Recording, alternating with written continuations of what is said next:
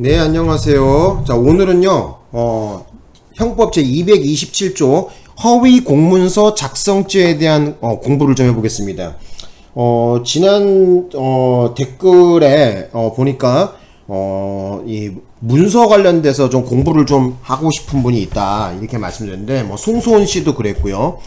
최근에 이제 문서 관련된 공부를 좀 하고 싶다고 이렇게 문자와 메일이 왔어요. 그래서 제가 오늘 시간을 마련해 봤습니다. 근데 어떤 분이 여기 닉네임이 몰리홀이라는 분이 음악을 끄니까 집중도 잘 되고 좋다고 나와 있어요. 참 고민이 많네요. 그러니까 우리 구독자분 중에서는 음악이 있었으면 좋겠다 그러고, 또 어떤 분은 또 음악이 좀 걸거적된다, 공부하는데 집중에 방해가 된다 이렇게 하시는데, 자, 이번 영상은 음악을 넣지 않고 한번 영상을 만들어 보겠습니다. 자, 일단 허위 공문서 작성죄 형법 제227조에서 규정하고 있는데, 자, 일단 글씨가 너무 작죠? 요거 좀 크게 좀 해볼까, 요거? 자, 요렇게 좀 해볼게요. 크게 좀 해볼게요. 자, 제가 이 조문을 한번 읽어보겠습니다. 형법 제227조 허위 공문서 작성죄. 공무원이 행사할 목적으로 그 직무에 관하여 문서 또는 도화를 허위로 작성하거나 변개한 때에는 이렇게 규정하고 있거든요. 구성요건이. 그래서 여기서 알아두셔야 되는 것의 가장 쟁점이 뭐냐면은 바로 이 공무원이라는 거예요. 그 주체가 공무원만이 바로 허위 공문서 작성죄를 저지를 수가 있습니다. 일반인은 이 범죄를 저지를 수가 없습니다. 자, 여기다 좀 적어볼까요? 제가 적어볼게요. 자, 주체. 자, 일반인은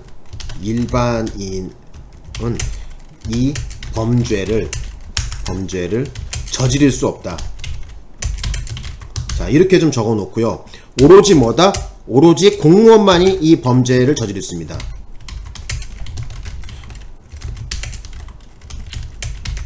자, 이렇게 좀 적어 놓겠습니다, 제가. 예.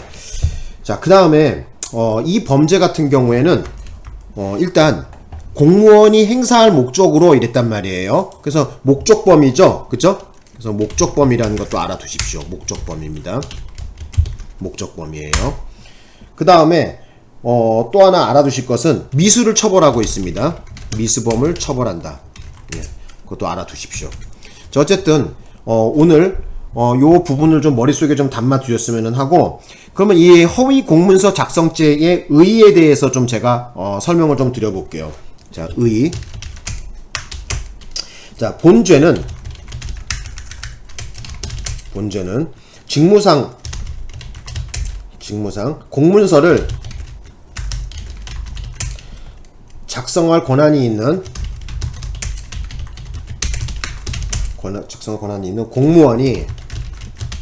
공무원이 자기 명의로 진정한 문서를 작성하면서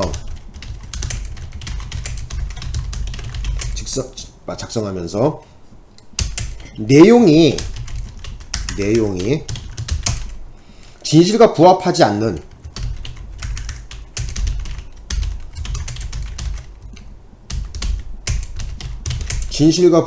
않는 허위 공문서를 작성한 것이다.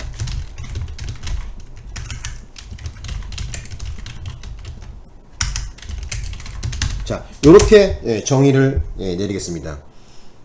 그래서 공문서 무용위조를 처벌하는 규정이라고 말할 수 있죠.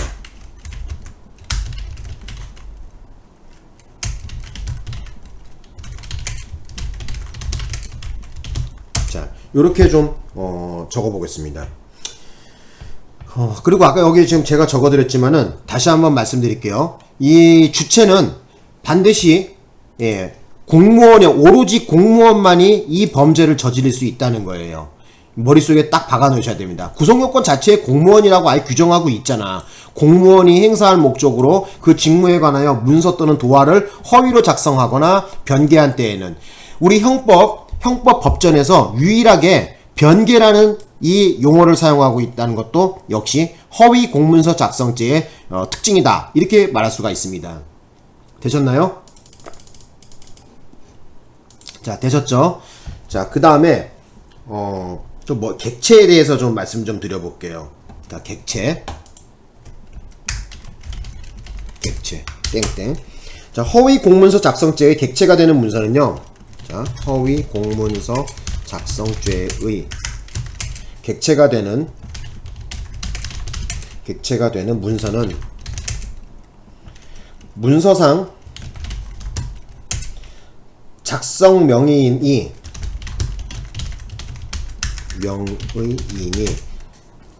명시된 경우뿐만 아니라 작성 명의인이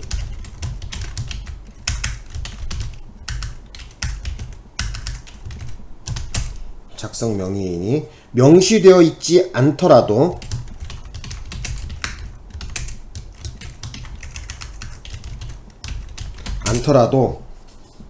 문서의 형식,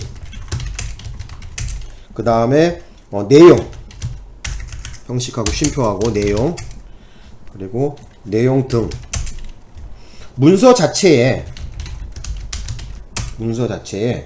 의하여 누가 작성하였는지를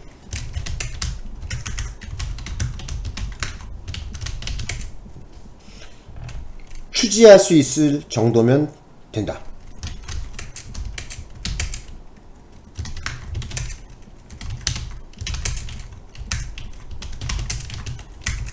것이면 된다.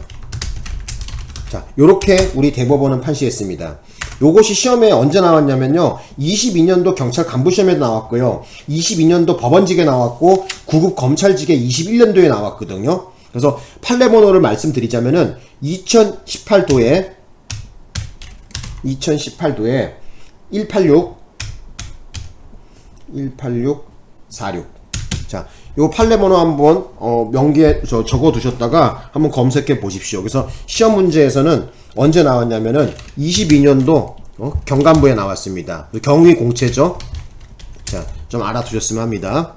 예, 대표적인 거 하나만 적을게요. 뭐 줄줄이 뭐 언제 다 나왔다 다 적기가 그러니까.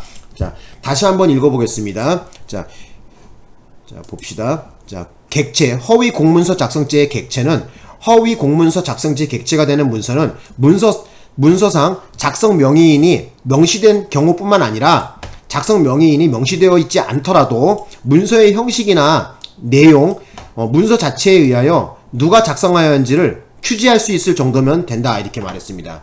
2018도에 18646입니다. 머릿속에 기억해 놓으셨으면 합니다. 자, 되셨나요? 예. 그래서 요거를 좀 아셨으면 한다. 자, 그 다음에 여러분들이 가장 어려워하는 부분이 뭐냐면, 시험 문제에 나왔을 때 가장 어려워하는 부분이 뭐냐면, 바로 이 허위 공문서 작성죄 하면은 가장 시험에서 많이 다뤄지는 게 뭐냐면 간접정범의 형태거든요. 그래서 여기다가 좀 적어볼게요. 시험장. 자, 시험장. 자, 뭐라고요? 간접정범의 형태예요. 간접정범. 자, 시험장은 바로 간접정범 관련된 건데, 자, 아까 말씀드렸지만은 이 범죄는 일반인은 저지를 수가 없다 그랬었죠. 오로지 공무원만이 저지를 수 있다 했었잖아요. 그쵸? 그래서 여기 제가 한번 적어볼게요. 작성 권한이 있는 공무원이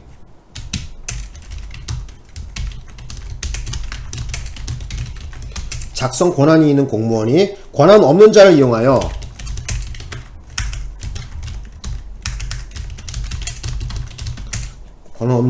허위 공문서를 작성하게 하였을 때 허위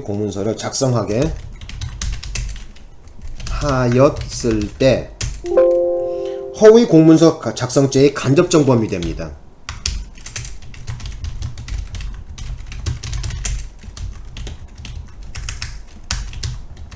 자, 요렇게 좀 적어볼게요. 그리고 자, 두 번째, 자, 뭐냐면은 공무원이 아닌 자는 형법 제 228조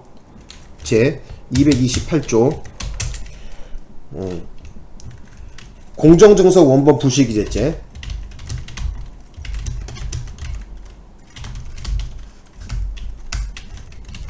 공정증서 원본 부실기재죄의 경우를 제외하고 제외하고 허위 공문서 작성죄의 간접정범으로 처벌할 수 없다.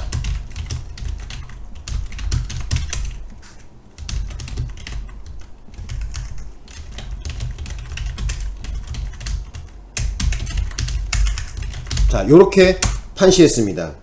그래서 꼭 좀 알아두시고 2006년 2006도에 11663 자, 판례 번호를 기억해 놓으시고요. 지난 2020년도 경찰 승진에 나왔었죠. 그죠? 20년도 경찰 승진.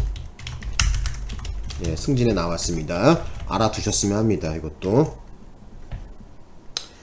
자, 그래서 실제 시험 문제 나온 거를 한번 살펴보겠습니다. 실제 시험에 나온 거. 자, 뭐가 나왔었냐면은, 자, 일반인이 허위 신고를 하여 이를 믿는 공무원이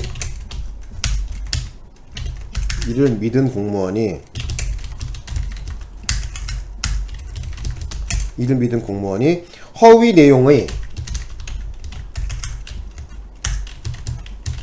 내용의 공문서를 작성. 자, 이 경우에 어떻게 되냐는 거야. 자, 이 경우에 일반인에게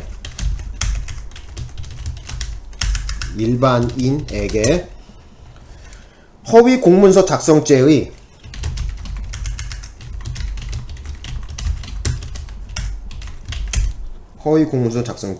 간접정범을 어쩐다? 불인정했습니다. 그래서 이것은 언제 저기냐면은 4292 형상. 자, 판례 번호가 645. 자, 요거를 좀 기억해 놓으세요. 자, 4292인데 4292 형상 645. 자, 기억해 놓으시고요. 자, 두 번째.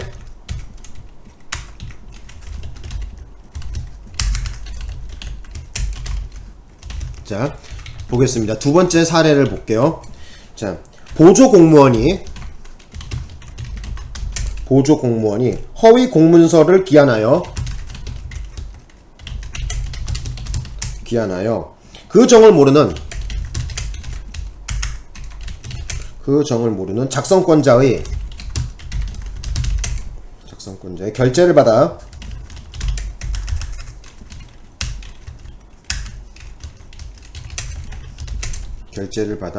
공문서를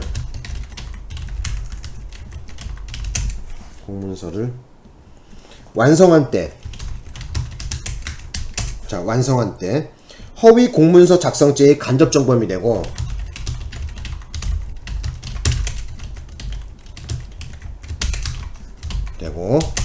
자, 어쩐다는 거야. 이러한 결제를 거치지 않고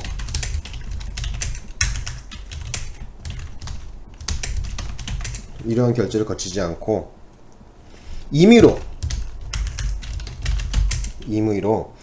허위 내용의 공문서를 완성한 때에는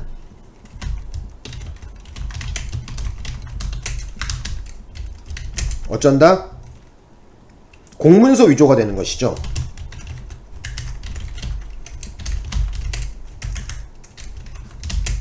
자, 공문서 위조죄에 돼야 되겠지. 자, 이렇게 좀 정리해 볼까요? 그래서 판례 번호는 81도에 898. 자, 이렇게 정리해 보겠습니다. 그래서 21년도 경찰 승진에 나왔었죠. 그죠? 21년도. 자, 21년도 경찰 승진 뿐만 아니라 뭐 7급 검찰도 18년도에 나왔고 15년 16년에 또 수사경과 시험에도 나왔죠. 그죠? 예. 15년 16년에 수사경과 시험에도 나왔어요. 그래서 여러분들한테 좀 요거를 좀 강조를 좀 드리고 싶은데, 그죠? 예.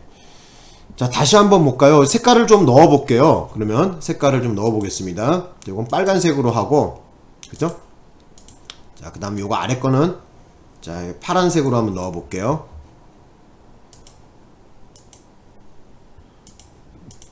자, 여기 한번 보자. 다시 한번 정리하겠습니다. 자, 허위 공문서 작성죄 하면은 시험에서 가장 대박을 치는 것이 바로 이 간접정범 관련된 거예요. 그죠? 자, 다시 한번 정리하겠습니다. 자, 형법 제227조 허위 공문서 작성죄는 오로지 그 주체가 공무원만이 이 범죄를 저지를 수가 있어요. 일반인은 이 범죄를 저지를 수 없다고 했습니다. 제가 적어놨죠. 오로지 공무원만이 저지를 수 있다. 이렇게 나와 있습니다. 주체가 공무원이 라고 규정했으니까 그래. 되셨죠? 예. 자, 여기까지 문제 없죠? 자, 그 다음에 보겠습니다. 뭐, 목적범이고 미수범을 처벌한다는 거 알아두셨으면 하고, 그리고 이 허위 공문서 작성죄에 있어서 의의는 어떻게 된다? 본죄는 직무상 공문서를 작성할 권한이 있는 공무원이 자기 명의로 진정한 문서를 작성하면서, 자, 어쩐다? 내용이 진실과 부합하지 않는 내용을 뻥 까서 만드는 거야. 허위 공문서를 작성하는 것이다. 그래서 공문서 무용위조를 처벌하는 규정을 바로 규정하고 있다. 이렇게 이해하시면 되겠고요. 그래서 여기 또 한번 읽어볼게요. 객체에 대해서 보겠습니다. 객체. 허위 공문서 작성죄의 객체가 되는 문서는 문서상 작성 명의인이 명시된 경우뿐만 아니라 작성 명의인이 명시되어 있지 아니하더라도 문서의 형식이나 내용 등의 문서 자체에 의하여 누가 작성하였는지를 추지할 수 있을 정도면 된다 그랬습니다. 되셨나요? 자, 그 다음에 또 보겠습니다. 시험 문제 잘 나오는 것은 또 제가 이거라 그랬었죠? 그죠? 예, 간접정범 관련된 거 했었죠? 그래서 허위 공문서 작성죄 하면 머릿속에서 맴맴 돌아야 되는 게 간접정범이 시험에 나오구나. 응? 간접정범 관련된 게 시험에 잘 나오구나. 머릿속에 좀 기억하셨으면 합니다.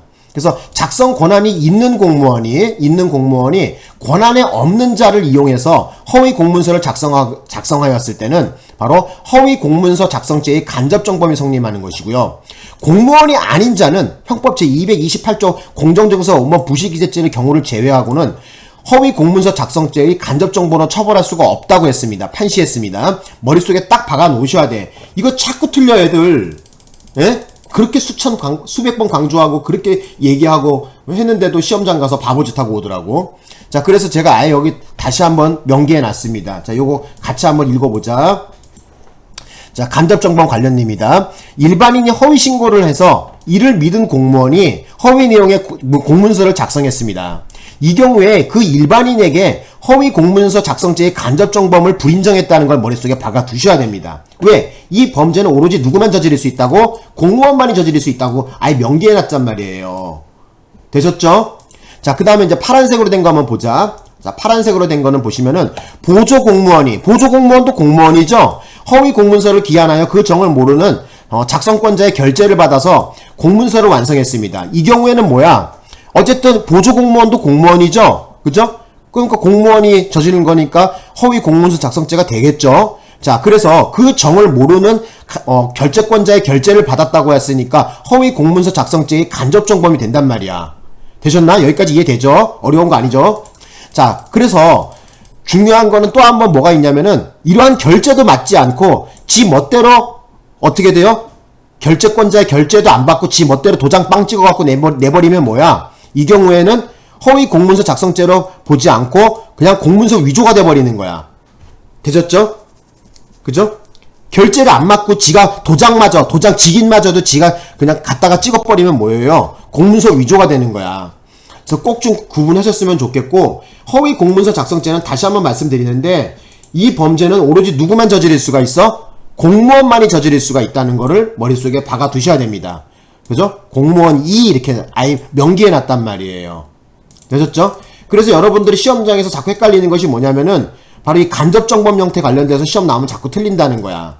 그래서 다시 한번 강조하는데 이 일반인이 허위 신고해갖고 그거를 믿은 공무원이 허위 내용의 공문서를 작성했다고 하더라도 일반인에게는 허위 공문서 작성죄의 간접정범으로 처벌하지 않는다는 거야. 오케이? 자, 되셨고, 그 다음에 보조공무원도 공무원이죠? 그죠? 보조공무원도 공무원이야. 그죠? 이 보조공무원이 결재를 받지 아니하고, 자, 결재를 받지 않고 결재 도장마저도 어떻게 돼요? 결재 도장마저도 어떻게 지가 멋대로 찍어버리면은 공문서 위조가 되는 거고, 그렇지 않고 이 보조공무원이 그 정을 모르는 바로 작성권자의 결재를 받아갖고 공문서를 완성했다면 허위 공문서 작성죄의 간접정범이 된다는 거야. 요거 내용을 이해를 못해서 계속 틀린단 말이에요. 바보같이. 승질나 죽겠구만. 아시겠죠 이거? 그죠? 모르겠으면 이 영상 수십 번 돌려봐. 그러면 이해가. 자, 오늘 수업 여기서 마치겠습니다. 고맙습니다.